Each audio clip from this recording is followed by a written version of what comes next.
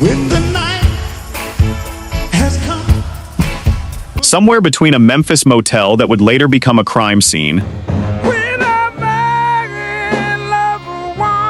a small plane that never made it to the runway, and a song so quietly written that its own singer almost gave the credit away. 7 Records built the sound of Black America in the 1960s, and most people have never heard the real story behind a single one of them. Welcome back to Blue Rhythm R&B, the channel that goes past the needle drop and into the truth behind the record. And today we are counting down the 7 biggest R&B hit songs of the 1960s. Every fact checked against Billboard, the Library of Congress, and the people who actually lived it. 1 artist per song, 0 repeats. Number 1 on this list barely cracked the pop charts when it came out, and the man who wrote it never lived to see what it would become. So stay with us, because that story alone is worth the whole video. A change gonna come. Number 7, In the Midnight Hour, Wilson Pickett, 1965. We open at number 7 with a preacher's son from Prattville, Alabama, a singer Atlantic Records genuinely did not know what to do with in early 1965. Because Wilson Pickett had the voice of a hurricane, but his New York sessions were going nowhere, so producer Jerry Wexler made a gamble that would change soul music forever. He shipped Pickett south to Memphis, to a converted old movie theater called Stax, to record with musicians he had never even met. The song itself was born almost by accident. Guitarist Steve Cropper spent that week digging through Pickett's old gospel records, just trying to understand who this man was. And on one of them, he heard Pickett wailing about meeting his Savior in the darkest part of the night.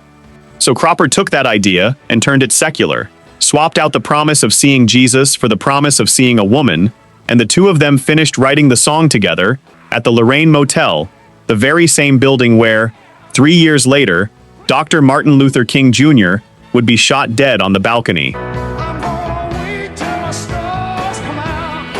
On May 12, 1965, Pickett walked into that repurposed theater with Booker T and the MGs, a house band he had known for exactly 1 day, and they cut the entire track live in a single take, no overdubs, everyone playing at once in a room with terrible acoustics and absolutely perfect chemistry, and that raw, unpolished energy is exactly the sound American radio had never heard before.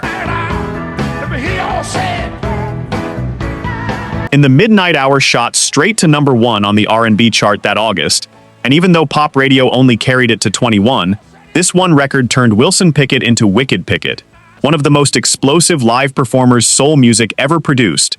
The song was later inducted into the National Recording Registry by the Library of Congress, and it remains one of the most covered soul songs on the planet, a permanent fixture in bar bands and wedding sets to this very day. Number 6, When a Man Loves a Woman, Percy Sledge, 1966.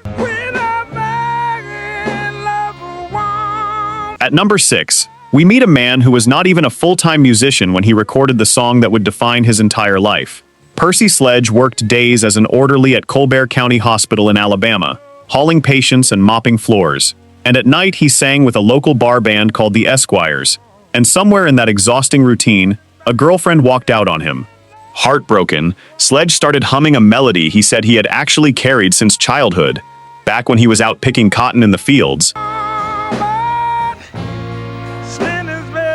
He originally called the song something else entirely, and in a moment of pure generosity that almost never happens in the music business, he gave the songwriting credit to 2 of his own bandmates who had simply helped him work out a few chords. The song was recorded on February 17, 1966, at a tiny studio in Sheffield, Alabama, and it came out with the horns slightly, audibly out of tune. Atlantic Records wanted to fix that before release, but the raw version is the one that made it to the public, and it turned out the imperfection only made it sound more human.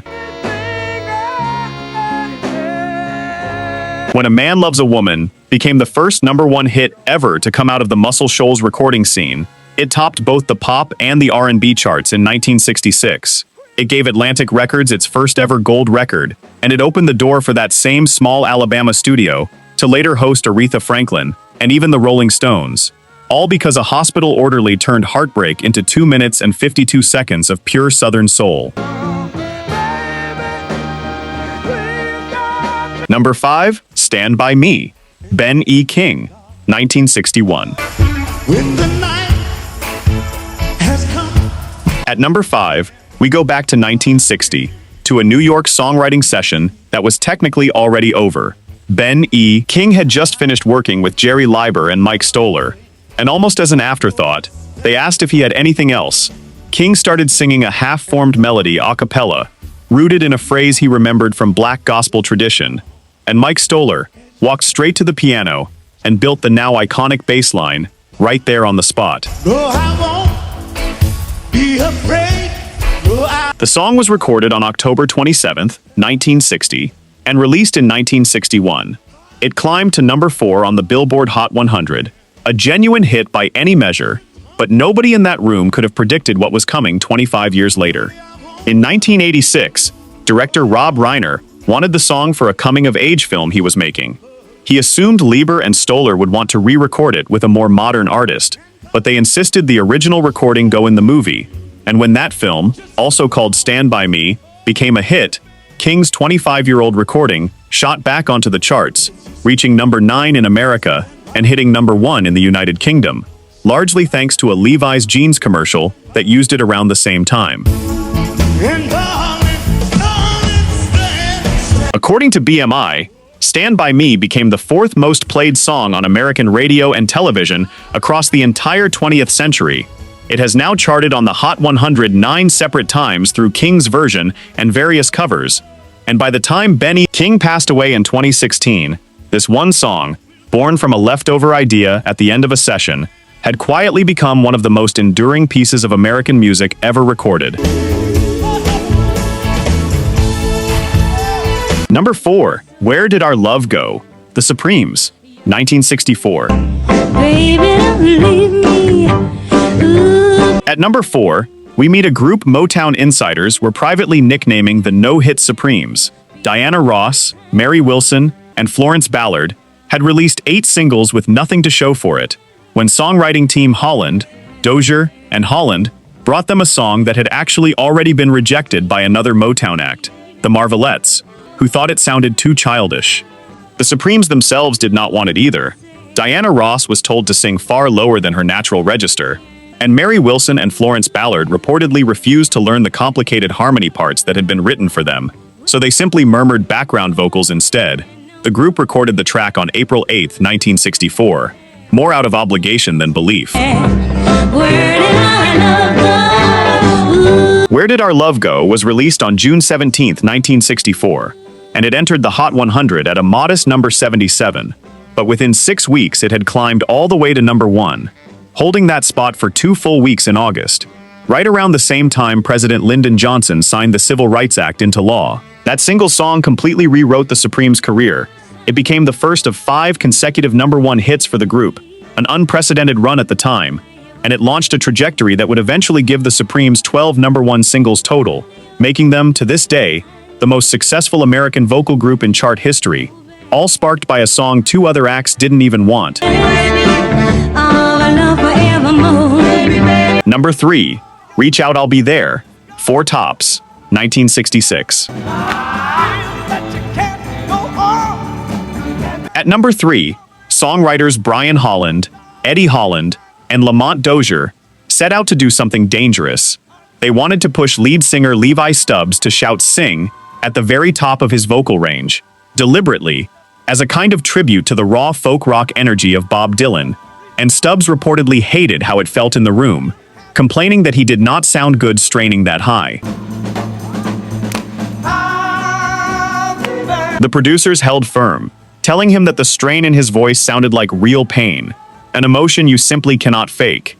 And the finished track opened with a haunting piccolo solo played by a 14-year-old musician named Danya Hartwick, who had been called in at the very last minute for her first ever Motown session. When the Four Tops themselves heard the playback, they panicked. Bandmate Duke Fakir has said he personally begged Berry Gordy not to release it, telling him the record had no anchor and that it did not even sound like the Four Tops anymore, but Gordy released it anyway on August 18th, 1966. With the love that will shelter you. Reach Out, I'll Be There hit number 1 on the Billboard Hot 100 on October 15, 1966, then repeated the feat in the United Kingdom 2 weeks later. Rolling Stone would go on to rank it among the 500 greatest songs ever recorded, and in 2022, the Library of Congress selected it for preservation in the National Recording Registry. A record the group themselves were terrified to release turned out to be their most enduring legacy. I'll be there. Number 2, Sittin' on the Dock of the Bay. Otis Redding, 1968.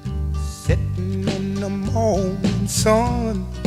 At number 2, we follow Otis Redding to a houseboat in Sausalito, California, in August of 1967, fresh off his career-changing performance at the Monterey Pop Festival, sitting and watching the ships roll in across San Francisco Bay, and it was there that he wrote the very first verse of what would become his signature song. Redding finished the record in Memphis with Stax guitarist Steve Cropper, recording across 2 separate sessions, the final one on December 7, 1967. The whistled outro on the finished track was never meant to be permanent. It was a placeholder standing in for a final verse. Redding simply had not written yet. 3 days later, on December 10, 1967, the small plane carrying Redding and most of his backing band, the Bar-Kays, crashed into the icy waters of Lake Monona in Wisconsin, killing Redding and 4 members of his band. Only trumpet player Ben Cauley survived, and Cropper was left to finish a song its own writer would never hear on the radio. Sitting on the dock of the bay. Released on January 8, 1968. Unfinished whistling and all, Dock of the Bay became the first posthumous #1 single in the history of the Billboard Hot 100. It also topped the R&B chart, sold more than 4 million copies worldwide, and earned Otis Redding his only 2 Grammy Awards, both awarded after his death, for a song that exists today largely because its writer ran out of time. I can't do what 20 people tell me to do. Number 1, A Change Is Gonna Come, Sam Cooke, 1964. I was born by the river. At number 1, we go to Shreveport, Louisiana, in 1963, where Sam Cooke, his wife, and his band were turned away and then arrested outside a whites-only motel, an incident that left him so shaken his own wife begged him to leave before something worse happened, and biographers agree that Single Night is the direct reason this song exists. A change gonna come. Inspired partly by Bob Dylan's Blowin' in the Wind, Cooke wrote the song within about a month of that Shreveport incident. He played it for a close friend just after Christmas in 1963 and recorded it on January 30th, 1964, with a full orchestral arrangement, a massive departure from the pop crossover sound that had made him famous. Cooke performed the song publicly exactly 1 time, on The Tonight Show with Johnny Carson. His friend and fellow singer Bobby Womack told him afterward that the song sounded like death itself, and Cooke, unsettled by his own recording, never sang it in public again. A change gonna come. On December 11, 1964, Sam Cooke was shot and killed at the Hacienda Motel in Los Angeles, at just 33 years old, under circumstances that remain disputed to this day. The song was released 10 days after his funeral, as the B-side to a completely different single, and commercially, it was modest, peaking at only number 31 on the pop chart. Yet, A Change Is Gonna Come became the defining anthem of the civil rights era. It was added to the Library of Congress National Recording Registry in 2007. Rolling Stone has ranked it among the very greatest songs ever recorded, and Sam Cooke, who never got to see any of that, was inducted into the first ever class of the Rock and Roll Hall of Fame in 1986.